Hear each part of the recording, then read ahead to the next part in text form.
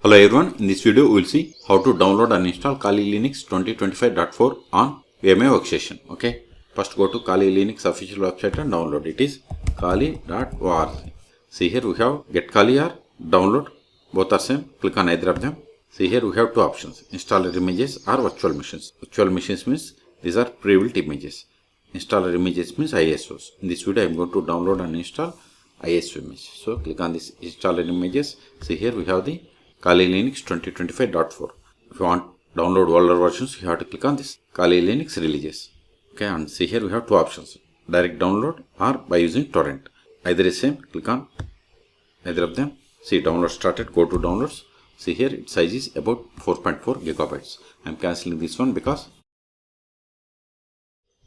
see here I have already downloaded Kali Linux 2025.4 ISO image. Okay. In your case, wait until download completes. Once download is completed, then open VMware Workstation. Click on create a new virtual machine or go to file and select new virtual machine. Both are same to create new virtual machine. Next. Then select installer disk image file. Then click on browse for the downloaded ISO image. See here in downloads I have the Kali Linux 2025.4 ISO image. Select it and click on open. Click on next. Guest operating system, select Linux and version as Debian latest version because this is based on Debian operating systems. Then click on next. Now provide the name for the virtual machine. I am giving Kali 2025 for VM. Name can be anything. This is just virtual machine name. Then select the location to store this virtual machine files and folders. This is the default location. If you want some other location, click on browse and select the path area of the announce space.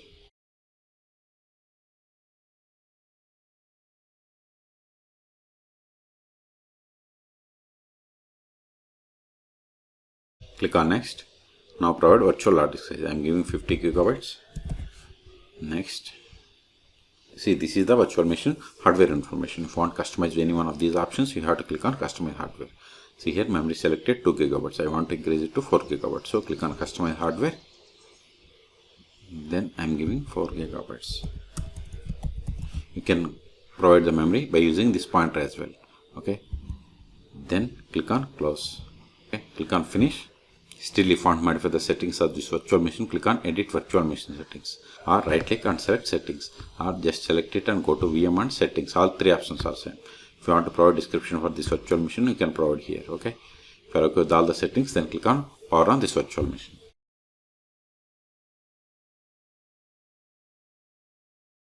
Use up and down arrows and select the first one, that is graphical install, and hit enter. If cursor is graded, just press Alt Control from your keyboard to release the cursor. See, select the language and click on continue.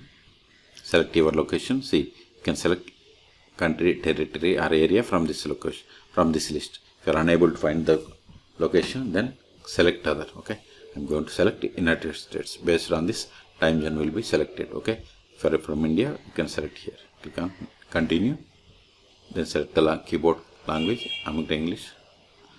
Click on next. Now we have to provide host name or computer name. Later also you can change it.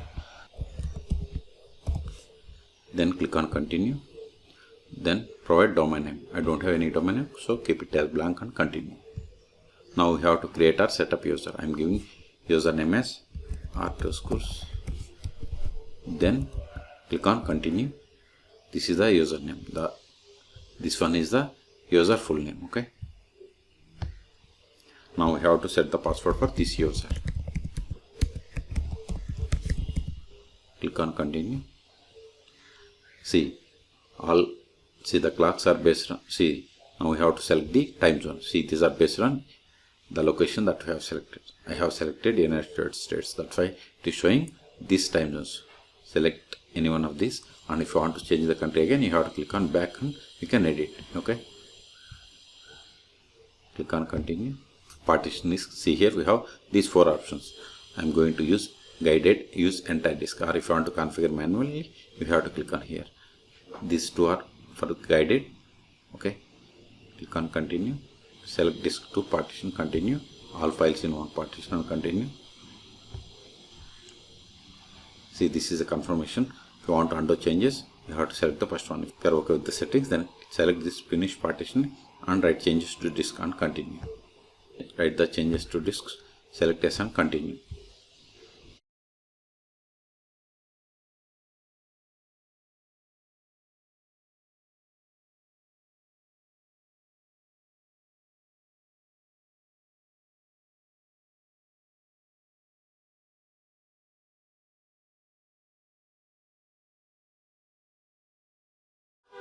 Software selection, see here, by default it has selected desktop environment as XFCE. If you want like KDE Plasma Genome, you can select.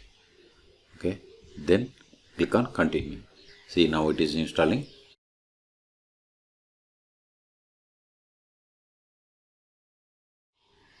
Now we have to select the default display manager like DM or SDDM. Okay, whatever you want you can select. Then click on continue. If you want to install the grub bootloader to your primary drive, you have to select yes. If you don't want, select no. Okay, I want to install to primary drive, so select yes and click on continue. It is up to you. Then select the device and continue.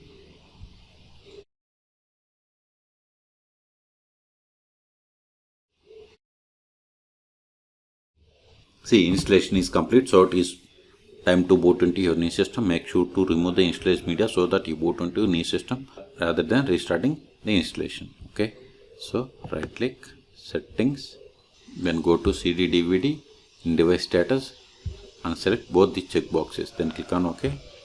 Then come to here and click on continue to reboot. Now provide the username that you have created. Then click on login. Now open terminal. Increase the font size. Go to session preferences. Click on this change font size. Select it. Click on it. Open. Apply. Okay. See, font size has been increased. Now verify the version mod/etc os-release. See, we have installed 2025.4. See here its ID is like Debian. That's why at the time of virtual machine creation we have selected guest operating system as Debian. Go to this application menu. See here we have different sections. In each section we have different applications. Okay. Now verify IP of this machine ifconfig. See, this is the IP of the machine. Okay. Control it. The first step after connecting to Kali Linux 2025.4 is we have to update the packages. Sudo apt update -- sudo apt upgrade. Hit enter. Provide the password of the sudo user. Hit enter. See, it is going to upgrade 508 packages and installing 8 packages. And this is the download size. Type A for confirmation and hit enter.